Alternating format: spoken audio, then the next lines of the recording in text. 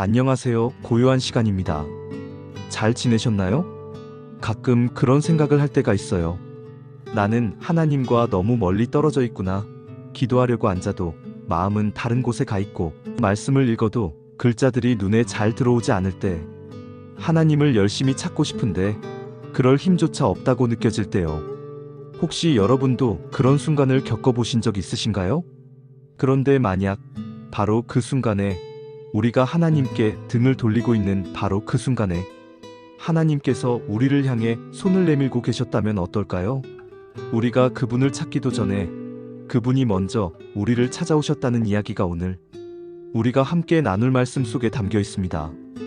오늘 큐티 본문은 이사야 65장입니다. 저와 함께 먼저 손 내미시는 하나님을 만나러 가보실까요? 이사야 65장은 정말 충격적인 하나님의 선언으로 시작돼요. 1절을 보면 하나님께서 나는 나를 찾지 않는 백성에게 나를 알려주었다. 내 이름을 부르지도 않던 나라에게 내가 여기 있다라고 말하였다고 하세요. 구원의 시작이 우리에게 있는 게 아니라는 거죠. 우리가 뭔가 자격이 되거나 간절히 매달려서 하나님이 응답하시는 게 아니라 오히려 아무 자격도 없고 심지어 하나님을 찾지도 않는 우리에게 먼저 다가오셨다는 거예요. 그리고 2절은 그 그림을 더 선명하게 보여줘요. 하나님은 하루 종일 팔을 벌리고 서 계셨대요. 누구를 향해서요? 패역한 백성, 즉 등을 돌리고 제멋대로 살아가는 백성을 향해서요. 이 장면을 한번 상상해 보세요. 사랑하는 사람이 나를 등지고 떠나가는데 그 뒷모습을 향해서 하루 종일 지치지도 않고 팔을 벌리고 있는 모습. 정말 가슴 아픈 사랑 아닌가요? 그렇다면 이 백성들은 대체 뭘 그렇게 잘못했던 걸까요? 3절부터 5절까지 보면 그 목록이 쭉 나와요. 동산에서 우상에게 제사하고 무덤에 앉아 밤을 새우고 돼지고기 같은 부정한 음식을 먹고요. 그런데 이 모든 죄의 핵심에는 아주 역겨운 자기의가 있어요. 5절에 이렇게 말하거든요. 가까이 오지 마라. 나는 거룩한 몸이다. 이들의 반역은 단순히 나쁜 짓을 한 게 아니었어요. 더 깊이 들여다보면 하나님 없이도 살 수 있다는 마음, 즉 자급자족하려는 태도가 그 본질이었어요. 하나님의 제단 대신 자기들만의 벽돌 제단을 쌓고 하나님의 지혜 대신 죽은 자에게 묻고 하나님의 거룩함 대신 스스로를 깨끗하다고 여기는 자기만족에 빠진 거죠. 하나님을 찾지 않은 진짜 이유는 하나님이 필요 없다고 생각했기 때문이에요. 사실 이 말씀을 묵상하는데 마음이 너무 아팠어요. 이스라엘 백성들의 모습이 꼭 제 모습 같아서요. 저도 하나님이 주시는 진짜 평안보다는 세상이 말하는 성공과 풍요를 더 바랄 때가 많거든요. 솔직히 고백하면 저도 이 유튜브 채널을 하면서 다른 채널들이 쑥쑥 성장하는 걸 보면 질투가 날 때가 있어요. 저 채널은 운이 좋네. 나는 언제 저렇게 되나 하면서요. 이스라엘 백성들이 행운이라는 우상각과 운명이라는 우상무늬를 섬겼다는 말씀이 있는데 어쩌면 제게는 그 잘나가는 채널들이 또 세상의 인정과 성공이 현대판 각과 무늬가 아니었나 싶어요. 하나님 없이 내 힘으로, 내 계획으로, 내 기준으로 성공하고 안정감을 찾으려는 마음. 그것이 바로 하나님께 등을 돌리는 모습이라는 걸 깨닫게 됐어요. 여러분의 삶에는 어떤 각과 무늬가 있나요? 이렇게 하나님께 등을 돌린 백성들, 그럼 이제 끝일까요? 하나님은 그냥 벌을 내리고 끝내실까요? 그런데 8절에서 놀라운 반전이 시작됩니다. 하나님께서 아름다운 비유를 들어 말씀하세요. 포도의 즙이 남아있으면 사람들이 포도를 없애지 않는다. 왜냐하면 그 안에 좋은 것이 남아있음을 알기 때문이다. 나도 내 종들에게 그렇게 하겠다. 아무리 쓸모없어 보이는 포도나무라도 그 안에 좋은 포도송이가 될 가능성이 조금이라도 보이면 농부는 그걸 버리지 않는다는 거예요. 하나님은 패역한 백성 전체를 심판하시는 게 아니라 그 안에서 신실한 남은 자, 나의 종들을 구별해내시고 보존하신다는 약속이에요. 그리고 이 나의 종들과 등을 돌린 너희의 운명은 완전히 뒤바뀝니다. 13절과 14절을 보면 그 대비가 정말 선명해요.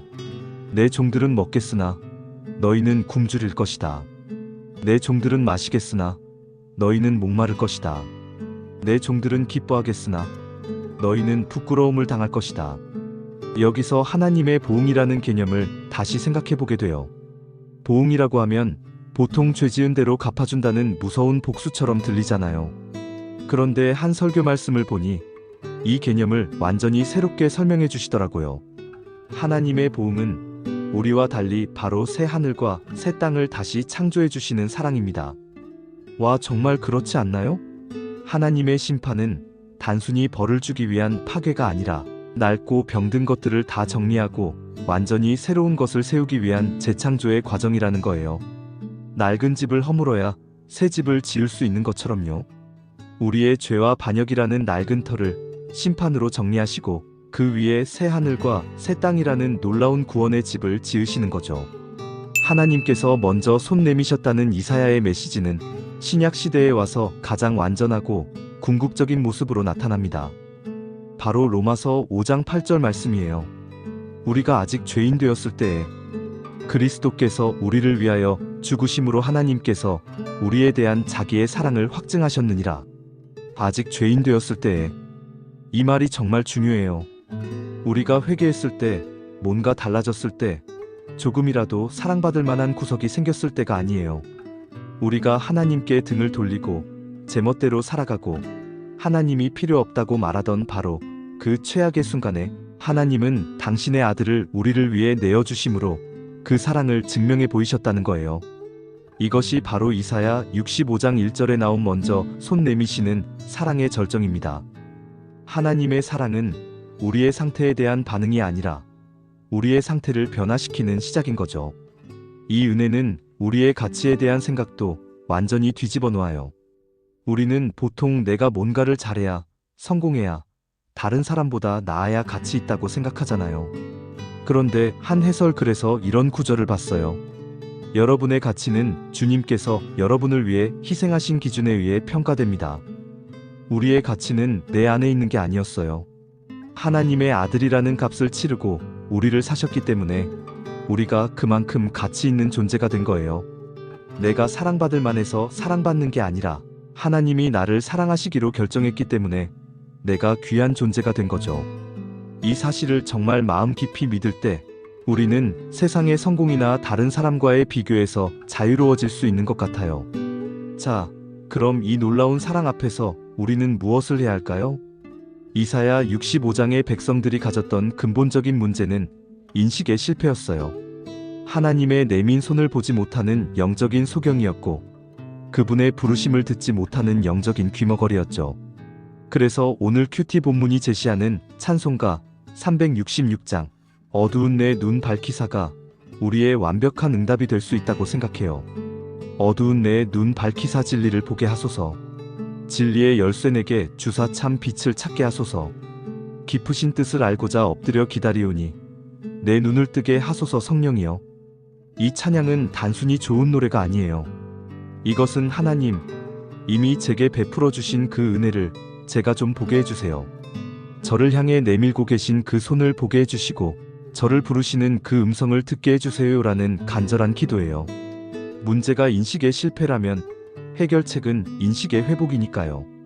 구원은 어떤 추상적인 개념이 아니라 언제나 내 곁에 계셨던 하나님을 마침내 보고 듣고 그 사랑에 응답하게 되는 아주 실제적인 경험인 것 같아요. 오늘 말씀의 결론은 이것인 것 같아요. 하나님께서 우리에게 먼저 손을 내밀어 주셨듯이 이제 우리도 누군가에게 먼저 손을 내밀며 살아가자는 것. 사실 제가 이 고요한 시간 채널을 운영하는 게 때로는 버겁고 구독자 수나 조회수를 보며 낙심할 때도 있어요. 하지만 오늘 말씀을 묵상하면서 하나님께서 이 채널을 통해 저를 좋은 포도송이로 만들어가고 계신다는 마음을 주셨어요. 억지로라도 말씀을 읽고 묵상하게 하시면서 저의 영적인 눈과 귀를 열어주고 계신 거죠. 그리고 이 채널 자체가 제가 누군가에게 조심스럽게 내미는 저의 손길이 될 수 있겠다는 생각을 하게 됐습니다. 여러분은 오늘 누구에게 손을 내밀 수 있을까요? 어색한 동료에게 먼저 건네는 커피 한 잔, 소원해진 친구에게 보내는 안부 문자, 힘들어하는 가족의 등을 말없이 토닥여주는 것. 그 작은 손길을 통해 하나님의 먼저 내미시는 사랑이 세상에 흘러가게 될 줄 믿습니다. 우리 모두가 그리스도 안에서 새로운 피조물로서 이전 것은 잊고 새 것이 된 삶을 살아가기를 소망합니다. 함께 기도할까요? 하나님 아버지, 우리가 아버지를 찾지도 않고 주님의 이름을 부르지도 않을 때에 먼저 우리에게 다가와 내가 여기 있다 말씀해 주시니 감사합니다. 등을 돌린 우리의 뒷모습을 향하여 오늘도 종일토록 팔을 벌리고 기다리시는 그 신실하신 사랑에 감사를 드립니다. 주님, 세상의 성공과 풍요를 좇으며 주님 아닌 다른 것에서 안정과 가치를 찾으려 했던 저희의 어리석음을 고백합니다. 주님의 음성을 듣지 못하고 내 생각과 고집대로 행했던 교만함을 용서하여 주옵소서. 하지만 이런 우리를 위해 십자가에서 죽으심으로 그 사랑을 확증해 주신 은혜에 다시 한번 감사합니다. 우리가 사랑받을 만해서가 아니라 주님이 사랑하시기에 우리가 가치 있는 존재임을 잊지 않게 하소서. 성령님, 우리의 어두운 눈과 막힌 귀를 열어주시옵소서. 매일의 삶 속에서 우리를 향해 내밀고 계신 주님의 손을 발견하게 하시고 우리를 부르시는 주님의 세미한 음성을 듣게 하소서. 그리고 그 받은 사랑의 힘으로 우리 또한 지치고 상한 누군가에게 먼저 다가가 손 내밀어주는 사랑의 통로로 살아가게 하여 주옵소서. 우리의 모든 삶을 주님께 맡겨드리며 우리 주 예수 그리스도의 이름으로 기도합니다. 아멘. 오늘 고요한 시간이 여러분에게 작은 위로와 힘이 되었기를 바랍니다. 오늘 나눈 말씀에 대한 여러분의 생각이나 묵상을 댓글로 나눠주시면 저에게도 큰 격려가 될 것 같아요. 영상이 좋으셨다면 좋아요와 구독으로 함께 해주시고 알림 설정을 통해 다음 고요한 시간도 놓치지 마세요. 그리고 오늘 이 말씀이 꼭 필요하다고 생각되는 분이 있다면 이 영상을 공유해서 하나님의 사랑을 함께 전해주세요. 그럼 주님 안에서 평안한 한 주 보내시길 바랍니다. 다음에 또 만나요.